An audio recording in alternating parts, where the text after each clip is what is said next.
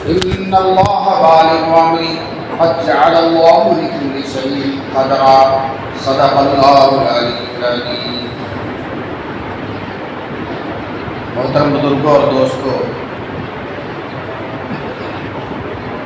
اللہ کا لاکھ لاکھ کرم ہے، احسان ہے کہ اللہ تبارک تعالیٰ نے ہم سب کو اپنے گھر میں بیٹھ کر دین کی بات سننے کا موقع نصیب فرمایا۔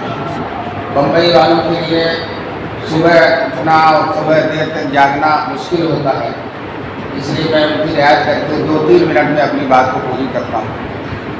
وَمَن يَتَوَكَّلْ عَلَى اللَّهِ فَهُوَ حَسْبُهُ، جو اللہ پر بھروسہ کر لیتا ہے اللہ اس کے لیے کافی ہے۔ دنیا میں لوگ بہت ایک دوسرے پر بھروسہ کرتے ہیں، کوئی رشتہ داروں پر بھروسہ کرتا ہے، کوئی مالداروں پر بھروسہ کرتا ہے، کوئی جاہ و اقتدار والوں پر بھروسہ کرتا ہے، لیکن یہ سب بھول کی بات ہے اور یہ نادانی کی بات ہے، اس لیے کہ ہم جس پر بھروسہ کر رہے ہیں دنیا میں کسی پر بھی، وہ کسی طرح سے بھروسے کے لائق نہیں، وہ اپنی ہی حاجتیں پوری کر دے اور اپنا ہی کام بنا لے، بڑی بات ہے، وہ دوسروں کا کام بنانے کی اپنے اندر طاقت نہیں رکھتا۔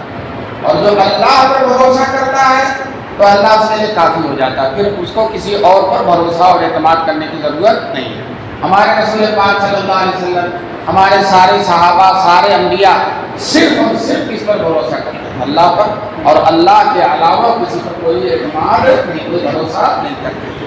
ہمارے رسول پاک صلی اللہ علیہ وسلم ایک دفعہ جہاد سے لوٹ رہے تھے، راستے میں دھوپ تھی، دوپہر کا وقت تھا، سارے صحابہ کہتے ہیں کہ ہم نے ایک گھنا ببول کا درخت حضور کے لیے چھوڑ دیا اور بقیہ ہم لوگ ایک ایک درخت کے نیچے ہے، مسجد میں بھی آپ بنا لیں گے۔ تو بہرحال ایک گھنا درخت حضور کے لیے ہم نے چھوڑ دیا، سب لوگ تھکے مارے تھے، سو گئے۔ حضور نے اپنی تلوار درخت کی شاخ پر لٹکا دی، اتنے میں ایک دیہاتی کفار میں کا آیا اور تلوار حضور کو اٹھا لیا اور دور سے حضور سے کہتا ہے محمد آپ کو کون بچائے گا؟ تلوار میرے ہاتھ میں اور آپ سوئے ہوئی ہو، تلوار میں نے کھینچ رکھی ہے، تلوار آپ کے سر کے اوپر بس نیچے ہی کرنا، کون بچائے گا؟ حضور بڑے اطمینان سے کہتے اللہ اللہ بچائے گا۔ تو دوستو یہ کہنا تھا کہ اس کو رو رکھنا پڑا کہ تلوار گر گئی، اور حضور نے صحابہ کو بلایا کہ آؤ آؤ دیکھو، تو سب لوگ اپنی اپنی جگہوں سے اٹھ کر آئے تو دیکھا کہ آدمی کھڑا ہے اور تلوار گری ہوئی ہے۔ صرف حضور نے لفظ اللہ کا اتنے اعتماد سے کہا کہ اس کا روح اس آدمی پر پڑا اور تلوار گری۔ بتاؤ، تلوار کے نیچے ہے اور اللہ کے علاوہ کسی پر بھروسہ نہیں ہے۔ یہی تعلیم ہے حضور صلی اللہ علیہ وسلم کی، یہی عمل ہے اور یہی حضور صلی اللہ علیہ وسلم نے امت کو سکھایا ہے کہ مسلمانوں ہر حال میں، ہر بات میں، ہر کام میں، ہر چیز میں، زندگی کے ہر مرحلے میں تمہارا بھروسہ کس پر ہونا چاہیے؟ اللہ۔ آگے فرماتے ہیں ان اللہ بالغ امرہ، اللہ تعالی جو چاہتا ہے وہ کر گزرتا ہے، اپنے معاملات کو پورا کرنے والا ہے۔ اللہ کے علاوہ دنیا میں کوئی شخص ایسا نہیں ہے جو اپنے ارادے کو پورا کر لے گا، کوئی بھی نہیں۔ ارادہ کرتا آدمی بڑا مضبوط ارادہ کرتا ہے، میں کر لوں گا، کبھی ایسا ہوتا ہے کہ کوئی رکاوٹ پیش آ جاتی ہے، کر ہی نہیں پاتا۔ چنانچہ حضرت علی رضی اللہ تعالیٰ عنہ فرماتے ہیں عرفت ربی بحسب العزائم، میں نے اپنے رب کو اسی طرح سے پہچانا ہے کہ میرا عزم مصمم کرتا ہوں کہ میں یہ کام کروں گا، پوری طاقت لگا لیتا ہوں، یہ پورا ارادہ ہوتا ہے اور وہ کام نہیں کر پاتا۔ تو کوئی اور طاقت ہے جو کرنے نکلی گئی ہے، وہی طاقت کس کی ہے؟ اللہ تعالیٰ۔ وہ چاہے تو ہم کر سکیں گے، وہ چاہے تو ہم کر نہیں سکیں گے۔ تو فرمایا ان اللہ بالغ امرہ، اللہ اپنے ہر معاملے کو کر گزرنے والا ہے۔ اچھا، ہم نے ایک دوسرے آدمی پر بھروسہ کیا اور وہ اس چیز کو کر نہیں سکتا جس چیز پر ہم نے بھروسہ کیا، اس کے کرنے کو اس کے اندر طاقت نہیں ہے، اور اللہ پر بھروسہ کریں گے تو اللہ کو ہر چیز کرنے کی کیا طاقت ہے، وہ جو چاہے کرے، اس سلطان وہ بادشاہ ہے، جو چاہے وہ کرے، کوئی اس کو روکنے والا نہیں۔ لا یسأل عما یفعل وهم یسألون، اللہ تعالیٰ جو کرتا ہے اس سے کوئی پوچھنے والا نہیں ہے، اور وهم یسألون، اور لوگ جو کچھ کرتے ہیں ان سے پوچھا جائے گا۔ بادشاہ جو کرتا ہے اس سے پوچھا جائے گا، بڑے سے بڑا حکمراں جو کرتا ہے پوچھا جائے گا، بڑے سے بڑا دولت اور ثروت والا جو کرتا ہے میدان حشر میں اس سے پوچھا جائے گا، اور اللہ جو کرے گا اللہ سے کوئی پوچھنے والا نہیں۔ فَدَمْدَمَ عَلَيْهِمْ رَبُّهُم بِذَنبِهِمْ فَسَوَّاهَا، اللہ نے بڑی بڑی قوموں کو جن کے پورے علاقے تھے، جن کی طاقتوں کی کوئی انتہا نہیں تھی، جس سے دنیا بھر کے لوگ ڈرتے تھے، فَدَمْدَمَ عَلَيْهِمْ رَبُّهُم بِذَنبِهِمْ، اللہ تبارک تعالیٰ نے ان کو ہلاک کر دیا بِذَنبِهِمْ، ان کے گناہوں کی وجہ سے، فَسَوَّاهَا، اور سب کو بالکل برابر قرار کر دیا، بے نام و نشان کر دیا، وَلَا يَخَافُ عُقْبَاهَا، اور اللہ تعالیٰ کو اس کے انجام کا کوئی ڈر نہیں ہے، کہ وہ اللہ سے کوئی بات پوچھ کرنے والا نہیں۔ بڑے سے بڑا بادشاہ کوئی دھوم کرے، آج روس یوکرین پر حملہ کر رہا ہے، پوری دنیا بات پوچھ کر رہی ہے، پوری دنیا اس پر تنقید کر رہی ہے، تو بڑے سے بڑا کچھ بھی کرے تو اس کو تنقید کرنے والا، اس کو روکنے والا ہے، اس سے مطالبہ کرنے والا ہے، اس کا جواب دینے والا ہے، اور اس کو سزا دینے والا ہے، لیکن اللہ تبارک تعالیٰ سے کوئی پوچھنے والا نہیں ہے۔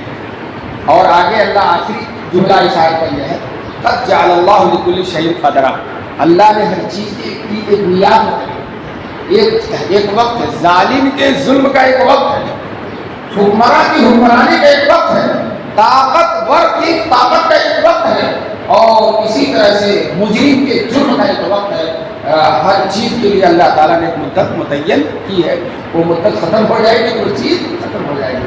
آج اسلام اور مسلمانوں کے خلاف بہت ساری دنیا میں کافی سرگرم ہیں، لیکن ہمیں یقین ہے کہ وہ اسی دن تک سرگرم ہے جس دن اللہ چاہے گا، اور جس دن اللہ تعالیٰ چاہے گا تو گرم تربر میں ان سرگرم لوگوں کو سب کو ڈال دے گا، نام و نشان کا کیا کرے گا، مٹا دے گا۔ تو اس آیت میں جو پیغام ہے اللہ تعالیٰ ہم سب کو اس پر عمل کرنے کی توفیق نصیب فرمائے۔ پہلا پیغام یہ ہے کہ ہمارا بھروسہ کس پر؟ کیا ڈر ہے اگر ساری خدائی کو مخالف، کیا غم ہے اگر ساری خدائی کو مخالف، کافی ہے اگر یہ خدا۔ دوسری بات یہ ہے کہ ان اللہ بالغ امر، اللہ کی اس عظمت کو ہر مسلمان اپنے دل میں بٹھائے کہ اللہ ہی وہ ہے جو چاہے کرے، اس کے علاوہ کوئی ایسا نہیں ہے جو چاہے کرے۔ بعض دفعہ ایسا ہوتا ہے کہ بادشاہ پلان بناتا ہے کہ صبح اس ملک پر حملہ کرنا یا اس شخص کو قتل کرنا، اور ابھی صبح بھی نہیں ہو پاتی ہے بادشاہ ہی قتل ہوتا ہے، صبح نہیں ہوتی ہے بادشاہ ہی قتل ہو جاتا ہے۔ تو ایسا بہت ہوا ہے۔ قطب الدین مبارک شاہ خلجی نے نظام الدین اولیاء کو دھمکی دے دیا۔ قطب الدین مبارک شاہ خلجی بادشاہ تھا دلی کا، اس نے نظام الدین اولیاء کو دھمکی دے دیا کہ کل صبح جو مہینے کی پہلی تاریخ اگر میرے دربار میں آ کر آپ نے مجھے سلام نہیں کیا تو آپ کو صحیح نہیں۔ ابھی رات ہے، صبح پہلی تاریخ ہے، خانقاہ کے جو حضرت کے مریدین کہتے تھے چلے جائیے آپ، کہیں وہ ظالم و جابر آپ کو کچھ کر دے تو ملت بیضا کا نقصان ہوگا، ہمارا نقصان ہوگا، ہمارے حال پر رنگ کر کے آپ چلے۔ حضرت کچھ بول نہیں رہے ہیں، کچھ جواب نہیں دے رہے ہیں، اپنے مکان کی چھت پر ٹہل رہے ہیں اور انگلی اٹھا کر کچھ اللہ سے راز و نیاز کی بات کر رہے ہیں۔ صبح دھمکی وقت ہے، ایک بادشاہ ہے، ایک بادشاہ وقت اور ایک اللہ والے کا ٹکراؤ کا وقت ہے۔ چنانچہ ابھی فجر کی اذان بھی نہیں ہوتی ہے، یہ اعلان ہوتا ہے کہ قطب الدین مبارک شاہ خلجی کو اس کے غلام خسرو خان نے قتل کر کے اس کی گردن کو مار کے باہر کیا۔ بتاؤ، اس نے نظام الدین اولیاء کو صبح کو دھمکی دی ہے، اور صبح آنے سے پہلے ہی وہ دنیا چھوڑ کے جا چکا ہے اور کیفر کردار پر پہنچ چکا ہے۔ تو دوستو یہ سب کچھ کس کے ہاتھ میں؟ اللہ کے ہاتھ میں۔ ان اللہ بالغ امرہ قد جعل اللہ لکل شیء قدرا۔ غریب کی غربت کا بھی ایک وقت ہے، ہر دن وہ غریب نہیں رہے گا۔ مالدار کی مالداری کا بھی ایک وقت ہے، ہر دن وہ مالدار نہیں رہے گا۔ یہ دنیا المال غادر ورائے، حضور نے فرمایا مال صبح آتا ہے شام جاتا ہے، شام آتا ہے صبح جاتا ہے، کوئی ٹھہرنے والی چیز نہیں ہے۔ صرف ٹھہرنے والی چیز تقویٰ، خوف خدا ہے، ایمان ہے، عمل صالح ہے، اللہ کو خوش کرنا ہے۔ یہ یہاں بھی رہے گا اور قبر میں بھی جائے گا اور آخرت میں بھی جائے گا۔